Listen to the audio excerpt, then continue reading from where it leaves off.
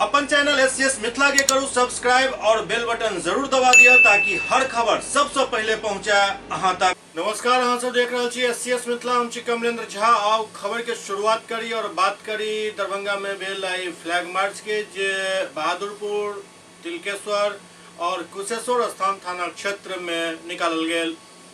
दरभंगा जिला के बहादुरपुर, कुशेश्वर स्थान एवं तिलकेश्वर थाना क्षेत्र अंतर्गत फ्लैग मार्च कयल गेल। पुलिस केंद्र स्थित पुलिस सभागार में आगामी लोकसभा चुनाव 2024 ईद एवं रामनवमी पर्व के लौकर वरीय पुलिस अधीक्षक दरभंगा के अध्यक्षता में पुलिस अधीक्षक नगर, पुलिस अधीक्षक ग्रामीण, अनुमंडल पुलिस पदाधिकारी एवं पुलिस उपाधीक्षक, अंचल पुलिस निरीक्षक, थाना के थानाध्यक्ष के साथ समीक्षा बैठक में बारी बारी से सब पदाधिकारी से अपन अपन थाना क्षेत्र में संवेदनशील, अति संवेदनशील स्थल के जानकारी लेल गेल।